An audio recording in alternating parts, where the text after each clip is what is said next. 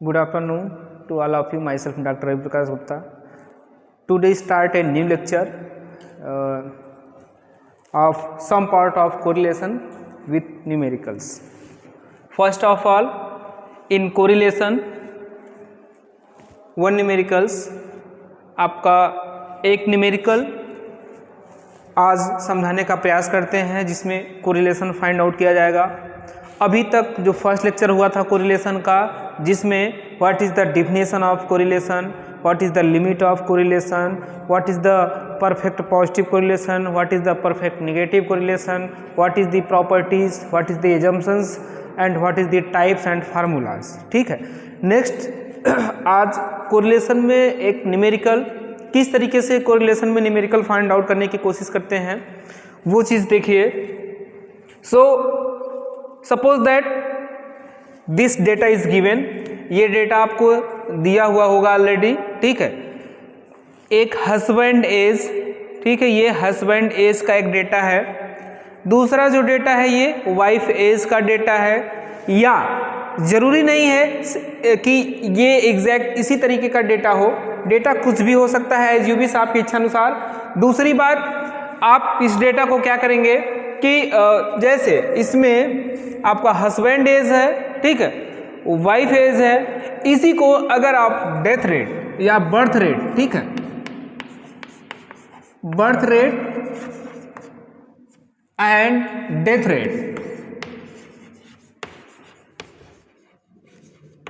Rate का भी data मान के चलते हैं तो कोई दिक्कत नहीं है, यानी ये डेटा किसी भी तरीके का कोई भी डेटा हो सकता है। ठीक है, तो सपोज करिए कि आपको ये डेटा ऑलरेडी कोरिलेशन के अंतर्गत दिया हुआ है और इसका आपको क्या फाइंड आउट करना है, कोरिलेशन फाइंड आउट करना है। तो फर्स्ट ऑफ ऑल आप इसका मीन निकालेंगे। इसका क्या करेंगे, सर्वप्रथम आप इसका मीन निकालेंगे। तो इसका मीन कैसे निकालेंगे भाई, इस मीन का मैंने क्या बताया था कि summing of all observations divided by number of observations, यानी जितने भी आपके डेटा होंगे उनका क्या करेंगे, आप सभी का सम करेंगे और उसमें जो भी पदों की संख्या होगा उससे क्या करेंगे, भाग देंगे। तो आप देखिए इसका क्या करेंगे, आप मीन निकालेंगे यानी एक्स बार निकालेंगे, एक्स बार निकालेंगे। सपोज करिए कि आपका ये एक्स आई वैल्यू है, ये आपका वाई आई की वैल्यू है, या x की वैल्यू है और y की वैल्यू है। तो आप इसको क्या करेंगे, आप इसका मीन निकालेंगे यानी x बार निकालेंगे। तो x बार निकालने के लिए क्या करेंगे, आप इसको पहले ऐड करेंगे। इसको ऐड करिए, 5 3 8 2 10 10 6 16 4 20, ठीक है, 20 और 2 2 4 4 3 7 7 3 10 10 3 13 2 15 1 16 16 2 18 180 कितना आ गया, 180। ठीक है, डिवाइडेड बाई यह आपका आ गया सम आ गया, इसका टोटल आ गया, डिवाइडेड बाई आप 1 2 3 4 5 6, जो पदों की संख्या कितनी है वो 6 है, तो डिवाइडेड बाई 6। ठीक है, अब इससे इसको भाग दे देंगे तो 6 त्रिक 18, यानी कितना आ गया, ये x बार इक्वल टू कितना आ गया, 30 आ गया। या इसको एक और सिंपल तरीके से आप फिर से देखने का प्रयास कर सकते हैं या फिर से देख सकते हैं इसको। ठीक है, ये आपका जो सम आया, ठीक है, ये सम कितना आया 180। तो x बार बराबर, मैंने क्या बताया था कि x बार बराबर समेसन x, जो कि ये वैल्यू है आपका x या एक्स आई, आप जो भी मान के चलेंगे, अगर एक्स आई है तो ये वैल्यू है, एक्स अगर मान के चलते हैं तो एक्स लिखेंगे। ठीक है, तो एक्स आई अपन एन बराबर, एक्स आई कितना था 180, 180 बटे एन, एन कितना था 6, तो दिस इज दी 30, यानी इसको आपने काट दिया, 6 त्रिक 18 कितना आ गया 30। तो एक्स बार की जो वैल्यू आई वो कितनी आ गई 30। ठीक है, same procedure follow as y i data. दूसरा आपका इसी तरीके से आप इनका मीन निकालेंगे, आपका वाई आई का, इनको आप जोड़ लेंगे, 5 2 7 4 11 11 7 18 18 और 4 22। ठीक है, और 2 2 4 4 2 6 6 2 8 8 2 10 10 1 11 2 13, कितना हो गया ये सम 132। ठीक है, अब क्या करेंगे, x बार निकालना है। मैंने आपको बताया था कि x बार बराबर summation y i divided by n equal to कितनी वैल्यू है वाई आई की 132 बटे एन की कितनी वैल्यू है 1 2 3 4 5 6 नंबर ऑफ ऑब्जर्वेशंस, ठीक है। पदों की संख्या कितनी है 6 है, 6 लिख दिया, इससे डिवाइड कर देंगे, अब भाग दे देंगे, 6 दूनी 12, एक हासिल गए 12 ये हो गया, फिर 6 दूनी 12, 6 दूनी 12 एक हासिल गए, ये 12 हो गया, फिर 6 दूनी 12, ये कितना आ गया x bar equal to y bar equal to कितना आ गया 22, ठीक है। तो आपका x की वैल्यू जो है वो कितनी आई, x बार की वैल्यू 30, y बार की वैल्यू कितनी आई 22, ठीक है, ये हो गया। फिर इसके आगे स्टेप बढ़ाते हैं, ठीक है। तो आपका ये हस्बैंड एज, ये वाइफ एज, या आप इसको बर्थ रेट का डेटा या डेथ रेट का डेटा बोल सकते हैं। नेक्स्ट बात आती है आपका x की या x माइनस एक्स बार की, ठीक है। अब आप सोच रहे होंगे कि ये कैसे आ रहा है, तो मैंने आपको ऑलरेडी इसका जो फार्मूला था वो बताया हुआ था कि r इक्वल टू r यानी कोरिलेशन जिसको डिनोट करते हैं, r equal to summation x minus x bar, ठीक है, y minus y bar divided by square root of summation x minus x bar का whole square into square root of summation y minus y bar का whole square, ठीक है। या आप same इसी चीज को आप दूसरे तरीके से अगर देखने का प्रयास करते हैं, सेम इसी फार्मूले को, तो आप इस तरीके से भी इसको नोट कर सकते हैं, r equal to summation x into y divided by square root of summation x square into summation y square, ठीक है, summation x square into summation y square. आप सेम कोरिलेशन को फार्मूले को इन दो तरीके से देख सकते हैं। तो इस प्रोसीजर को अगर फॉलो करते हुए देखा जाए, इस फार्मूले को फॉलो करते हुए देखा जाए, तो हमें x माइनस एक्स बार की जरूरत है, y माइनस वाई बार की जरूरत है, x माइनस एक्स बार का होल स्क्वायर की जरूरत है, y माइनस, यानी जो भी इस फार्मूले के अंतर्गत है इन सभी की जरूरत हमें इस क्वेश्चन में है, जिससे कि आसानी से हम इस डेटा को इस फार्मूले के अंतर्गत रखेंगे और सीधे इसका आंसर फाइंड आउट कर सकते हैं, ठीक है। तो आपका हस्बैंड एज का डेटा, देन आपका वाइफ एज का डेटा, देन आप इसका अगर x निकालते हैं, जिसको आप x माइनस, यहाँ पे देखिए इसका x कह सकते हैं, लेकिन यहाँ पे क्या है, ये x माइनस एक्स बार, ठीक है, x माइनस एक्स बार भी इसको आप बोल सकते हैं। तो x माइनस एक्स बार की अगर आप बात करते हैं, तो x की वैल्यू कितनी है भाई, यहाँ पे 24 माइनस एक्स बार मैंने ऑलरेडी बताया था कि जो मीन कितना है 30, तो 24 में से आप 30 घटाएंगे कितना आएगा 6 आएगा, यानी -6 होगा ये, ठीक है, -6। नेक्स्ट सेम प्रोसीजर आप फॉलो करते चले जाएंगे। दूसरा डेटा है 26 से 30 घटाएंगे तो -4। थर्ड आपका 32 है, 32 से अगर 30 घटाएंगे तो कितना आएगा आपका 2 आएगा, ठीक है। फिर 33 में से 30 घटाएंगे कितना आएगा 3 आएगा। फिर 35 से 30 घटाएंगे 5 आएगा। सेम प्रोसीजर करना है, इसमें कोई बहुत बड़ी चीज़ नहीं है। फिर 30 से 30 घटाना है, ये 0 आ गया, ठीक है। नेक्स्ट अब इसको अगर आप इसका समेशन करेंगे, इसको ऐड करने का प्रयास करेंगे, इसको जोड़ने का प्रयास करेंगे तो कितना आएगा भाई 5 3 8 8 2 10 और 6 4 10, यानी कितना हो जाएगा ये 0, क्योंकि भाई this is positive value and this is negative value. Next आप सेम प्रोसीजर फॉलो करेंगे y के साथ, यानी y में भी यही चीज होगा कि y माइनस वाई बार ही आपको फाइंड आउट करना है। आप चाहे इस फार्मूले के अंतर्गत ये देखिए कि y की वैल्यू, इसके अंतर्गत भी देख सकते हैं y माइनस वाई बार, जो कि यहाँ पे ऑलरेडी लिखा गया है, यानी दिस इज दी सेम, ठीक है। तो आप क्या करेंगे y माइनस वाई बार निकालेंगे। y की वैल्यू कितनी है भाई 15, वाई बार की वैल्यू कितनी है 22, तो 15 में से 22 आपको क्या करना होगा, घटाना होगा। तो 15 5 20 2 22 यानी -7 होगा, ठीक है, -7 होगा। सेम प्रोसीजर 20 से 22 घटाएंगे कितना आएगा -2, फिर 22 से 22 घटाएंगे लेस करेंगे कितना आएगा 0।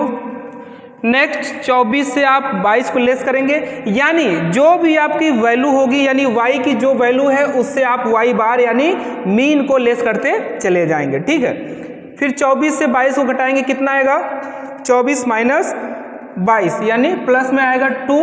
नेक्स्ट होगा 27, 27 से 22 घटाएंगे 22 3 25 2 27 5, और लास्ट है क्या आपका 24, 24 से 22 घटाएंगे कितना आएगा 2, ठीक है। अब इस चीज को भी अगर हम सम करने का प्रयास करेंगे, ऐड करने का प्रयास करेंगे, समेशन करने का प्रयास करेंगे तो क्या इसका रिजल्ट आता है 5 2 7 2 9, ये this is the positive, and 7 2 9 ये निगेटिव, यानी ये भी क्या हो गया 0, ठीक है। समझ में आ रहा होगा, उम्मीद करता हूं कि ये चीजें बहुत ही आसान है, आसानी से आपके समझ में आ रहा होगा। नेक्स्ट बात होती है, देखिए ये चीज आपको याद करने की जरूरत नहीं है, ऑलरेडी आप क्या करेंगे इस फार्मूले के अकॉर्डिंग, आपको फार्मूला पहले आपको याद होना चाहिए, किसी भी तरीके से आप दिमाग में बैठा लीजिए इसको, इस फार्मूले के अकॉर्डिंग ही क्या करना है आपको यहाँ पे स्टेप बाय स्टेप बढ़ाते चले जाना है, और आसानी से आपको क्या करना है इसको रिजल्ट इसका फाइंड आउट कर लेना है, ठीक है। दूसरी बात, अब हम कहाँ पहुंचे, x का वैल्यू हो गया, y का वैल्यू हो गया, देन बात होती है एक्स स्क्वायर की वैल्यू की, ठीक है, एक्स स्क्वायर की वैल्यू की या एक्स स्क्वायर की वैल्यू की, समेशन एक्स स्क्वायर की वैल्यू की। अगर सेम इसी की बात करते हैं दूसरे फार्मूले के अंतर्गत तो x माइनस एक्स बार के होल स्क्वायर की बात होगी, यानी आप चाहे x माइनस एक्स बार की होल स्क्वायर की बात करें या एक्स स्क्वायर की बात करें तो दिस इज दी सेम, ये दोनों बराबर हैं। तो आपको अगर एक्स स्क्वायर निकालना है, ठीक है, एक्स स्क्वायर निकालना है, आपने क्या है x है, यानी इसी का क्या कर देना है स्क्वायर कर देना है, तो स्क्वायर करेंगे तो 6 चौके 36। दूसरी बात ध्यान देना है, अगर कोई भी निगेटिव वैल्यू है उसका अगर आप स्क्वायर करते हैं तो ये ऑलवेज क्या हो जाता है पॉजिटिव, ये ऑलरेडी पॉजिटिव हो जाता है। 4 चौक 16, ठीक है, और 2 दूनी 4, 3 त्रिका 9, 5 पच्चे 25, और ये ऑलरेडी आपका 0 है ही, ठीक है भाई। अब इसको भी आप क्या करेंगे सम कर लेंगे, सभी वेरिएबल सभी जो है वो ऑब्जर्वेशंस को क्या करेंगे ऐड कर लेंगे, तो कितना आ जाएगा ये 25 10 35 यानी 34, 1 35 36 37 38 हो गया, ये 38 और 16, 38 10 48, तो 50 4 54, 54 और 36 कितना हो जाएंगे भाई 6 4 10 0 और 5 3 8 1 9, ये हो गया 90, ठीक है। ये टोटल कितना आ गया 90। सेम इसी तरीके से आपको क्या करना है वाई स्क्वायर फाइंड आउट कर लेना है, वाई स्क्वायर फाइंड आउट कर लेना है। अब जो भी y के ऑब्जर्वेशन है इनको क्या करना है इनका स्क्वायर करते चले जाना है, ठीक है। तो 7 7 49, 2 दूनी 4, ये ऑलरेडी मैंने आपको बता रखा है कि इसमें जो भी माइनस वैल्यू हैं क्या होंगे वो स्क्वायर करने के बाद पॉजिटिव हो जाएंगे, आपके धनात्मक हो जाएंगे, ठीक है। 0 का करेंगे तो 0, 2 का करेंगे 4, 5 बच्चे 25 और 2 दूनी 4, ठीक है। तो इस तरीके से y का भी, अब इसको भी क्या करेंगे आप सभी वैल्यू को क्या करेंगे ऐड कर लेंगे, तो इनको ऐड करेंगे कितना आ जाएगा 5 4 9, 9 4 9 1 10 3 13, 13 और 4 13 2 15 2 17 17 10 27 यानी 26 के 6 और 4 2 6 6 2 8, ठीक है भाई, ये आ गया 86। देखिए ध्यान दीजिएगा, अब ये आपका 86 आ गया। अब देखिए आपके फार्मूले के अंतर्गत अभी आपको क्या आवश्यकता है भाई, आपने x फाइंड आउट कर लिया निकाल लिया, आपने y को भी निकाल लिया, x स्क्वायर निकाल लिया, y स्क्वायर भी निकाल लिया, ठीक है। लेकिन अभी भी हमको क्या जरूरत है x इंटू वाई की भी जरूरत है, x इंटू वाई। पारी पारी से हम हर चीज़ को फाइंड आउट करेंगे, फिर इसके फार्मूले में रख के सीधे आपका क्या होगा आंसर आसानी से आप सॉल्व कर सकते हैं, ठीक है। तो आपको क्या करना है फार्मूला अभी मैं फिर से एक बार लिख दूंगा, पहले आप इस चीज़ को निकालिए, सभी स्टेप पहले आप फाइंड आउट करिए कैसे करना है।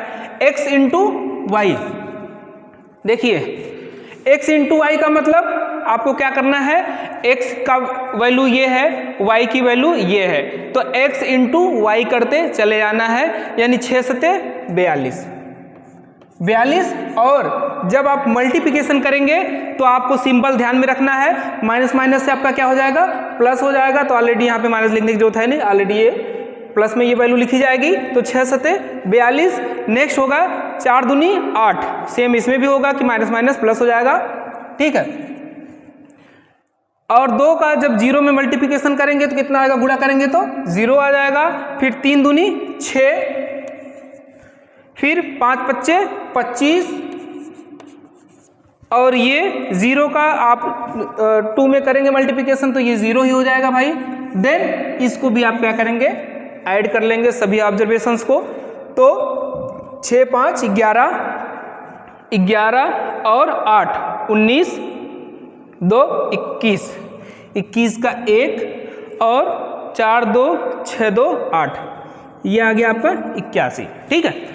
तो x इंटू वाई की जो सम आया वो कितना आ गया 81, वाई स्क्वायर जो आया वो कितना आया 86, एक्स स्क्वायर जो आया कितना आया 90, सेम y तो 0 हो गया, x भी 0 हो गया। यानी देखिए कोरिलेशन में इसी तरीके का न्यूमेरिकल आपको सिर्फ ये 2 डेटा दिए रहेगा आपका, इस तरह से करके, जैसे आपका हस्बैंड का एज है, ये माना ये आपका वाइफ एज है, या इसी को आप पर्टिकुलर बर्थ रेट भी कह सकते हैं कि बर्थ रेट का ये डेटा दिया हुआ है किसी पर्टिकुलर डिस्ट्रिक्ट का, आपका ये डेथ रेट दिया हुआ है पर्टिकुलर किसी डिस्ट्रिक्ट का, ठीक है। अब इस डेटा के अकॉर्डिंग आपको क्या करना है, कोरिलेशन फाइंड आउट करना है। अगर आपके दिमाग में फार्मूला ऑलरेडी है तो फार्मूले के अकॉर्डिंग आप फार्मूले में देखिए कि हमको कौन कौन से पॉइंट पहले फाइंड आउट करना है, उसके बाद आसानी से जिससे आप कोरिलेशन फाइंड आउट कर सकें। तो आपको पता है कि आपको x माइनस एक्स बार की जरूरत है, जो कि आसानी से आपने फाइंड आउट कर लिया। इनका तो देखिए आपने मीन भी निकाल लिया पहले, ठीक है। मीन निकालने के बाद आपने x माइनस एक्स बार निकाल लिया, आपने y माइनस वाई बार निकाल लिया, एक्स स्क्वायर की वैल्यू आ गई, वाई स्क्वायर की वैल्यू आ गई, और x इंटू वाई की वैल्यू आ गई। अब क्या करना है, एकदम सिंपल प्रोसीजर है कि इसको आपको फार्मूले में रखना है, इसका डेटा, इसका जो भी डिजिट है इसको आपको फार्मूले में रखना है और सीधे इसका आंसर फाइंड आउट कर लेना है। अब उस चीज को ध्यान दीजिए।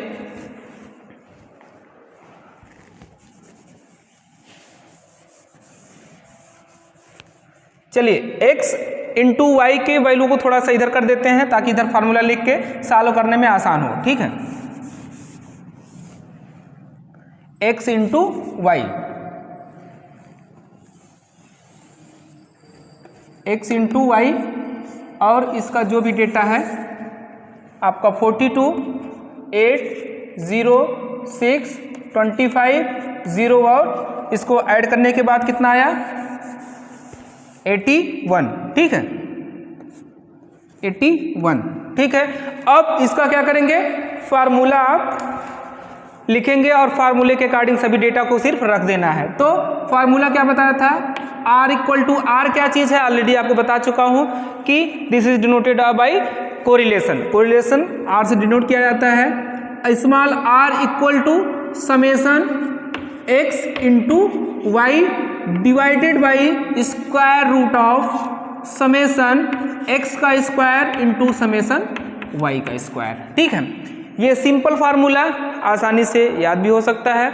इस फार्मूले के अकॉर्डिंग देखिए r equal to summation x into y, ये क्या है 81 क्या है, समेशन x इंटू वाई तो है भाई, r बराबर समेशन x इंटू वाई, तो ये क्या है x इंटू वाई का क्या किया गया, 81 क्या आया है, समेशन ही तो आया है, तो कितना है 81, तो इसको आप रख दीजिए directly 81 divided by square root लगा लीजिए, square root summation x square, summation x square, what is the value of summation x square, summation x square equal to 90, तो 90 लिख लिया, 90 into summation y square, summation y square क्या होगा, अब summation y square क्या है भाई, summation y square, this value is the summation y square, यानी ये समेसन ही तो किया गया सबका, ठीक है।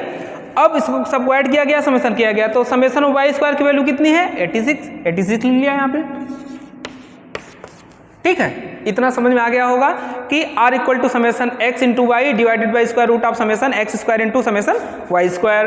तो r इक्वल टू आपका समेसन x इंटू वाई तो 81 हो गया, ठीक है, summation x into y 81। Next square root of summation x square, तो समेसन x स्क्वायर ये आ गया 90 लिख दिया। फिर समेसन वाई स्क्वायर आपका 86 लिख दिया। बस क्या करना है, इसको सॉल्व कर लेना है। तो r equal to 81 divided by square root of 90 का और 86 का क्या करना है, आपको मल्टीप्लिकेशन कर देना है, गुणा कर देना है। कितना आएगा भाई, ये गुणा करके देख लेते हैं। देखिए ध्यान दीजिए, 90 इंटू कितना है ये 86, ठीक है। डायरेक्टली चाहे तो आप गुणा कर सकते हैं या कहीं गुणा करके एक बार क्रॉस वेरीफाई कर सकते हैं कि कहीं कोई गलती ना हो। तो ये मेरे हिसाब से कितना आएगा, ये 7740, या इसको एक बार करके देख ही लेते हैं कि आपका 90 इंटू 86 तो ये होगा 0 9 6 54 0 और 8 9 72, तो कितना हो गया ये 0 4 7 और 7, यानी 7740 मैंने सही बताया कि ये कितना आ गया 90 इंटू 86, ठीक है। हाँ ये आ गया 7740। अब क्या करेंगे, इसका आप स्क्वायर रूट निकाल लेंगे, या आपको ऑलरेडी पता है कि आपका जो भी एग्जाम का ड्यूरेशन होगा उसमें आसानी से आपको कैलकुलेटर वगैरह अलाउ होता है मैथमेटिक्स में या एग्रीकल्चरल स्टैटिस्टिक्स में, तो स्क्वायर रूट आसानी से आप फाइंड आउट कर सकते हैं, ठीक है। तो r equal to 81 divided by, इसका आप क्या करेंगे, स्क्वायर रूट निकाल लेंगे। स्क्वायर रूट निकालने के बाद जो वैल्यू आएगी उससे क्या करेंगे, आप डायरेक्ट डिवाइड कर देंगे, वैल्यू डिवाइड कर देंगे, जो आएगा वो सीधे आंसर हो जाएगा आपको, ठीक है भाई। या इस तरीके से कहें कि अगर आप 87.98 अगर आप इसका स्क्वायर रूट निकालते हैं, मैं बता देता हूं कि स्क्वायर रूट भी अगर आप निकालते हैं तो 87.98 आएगा, और इसका जैसे ही आप डिवाइडेशन करेंगे तो क्या आ जाएगा 0.92। इसका जो फाइनली आंसर आएगा वो कितना आएगा 0.92। This is the answer of this numericals. दूसरी बात ध्यान देने वाली बात क्या है भाई, 0.92 जो आंसर है ये तो ठीक है, लेकिन ये भी आपको ध्यान देना है कि ये आंसर जो आपका है ये कोरिलेशन में इसके रेंज के अंतर्गत है या नहीं है। मैंने पहले लेक्चर में बताया था कि अगर कोई भी कोरिलेशन का क्वेश्चन आप फाइंड आउट करते हैं तो आपके रेंज के अंतर्गत वो होना चाहिए, और कोरिलेशन का जो रेंज होता है, जो लिमिट्स है क्या है, वो -1 to +1, -1 से +1 के बीच में होती है। तो ये श्योर हो गया कि -1 से +1 के बीच में ही है, और अप्रॉक्सीमेट ऑफ +1 1+1 के लगभग में ये रिजल्ट आ रहा है, यानी जो हमने कोरिलेशन का क्वेश्चन किया है वो एग्जैक्ट है, सही है। दूसरी बात, जो क्वेश्चन हमने फाइंड आउट किया है यही क्वेश्चन मैंने जो दूसरा आपको फार्मूला बताया था, मैंने जो आपको दूसरा फार्मूला इसी का बताया था कि r equal to summation x minus x bar y minus y bar divided by square root of summation x minus x bar का whole square into square root of summation y minus y bar का whole square, ठीक है। Same इस फार्मूले पे भी अगर ये डेटा आप रखते हैं तो इसका भी रिजल्ट सेम आएगा। तो आपकी इच्छा अनुसार जो भी आसानी से आपके दिमाग में ये आपका फार्मूला फीड होता है कि ये फार्मूला या जो अभी जस्ट पहले फार्मूला बताया गया था, किसी एक भी फार्मूले के अंतर्गत आसानी से आप कोरिलेशन का क्वेश्चन फाइंड आउट कर सकते हैं, ठीक है। तो उम्मीद करता हूँ कि ये क्वेश्चन सभी के समझ में आ गया हो, और इसके बाद जो भी नेक्स्ट टॉपिक होगा वो टाइप्स ऑफ कोरिलेशन होगा, उसमें डिफरेंट टाइप्स के आपके कोरिलेशन होंगे और उनके न्यूमेरिकल्स होंगे। Thank you.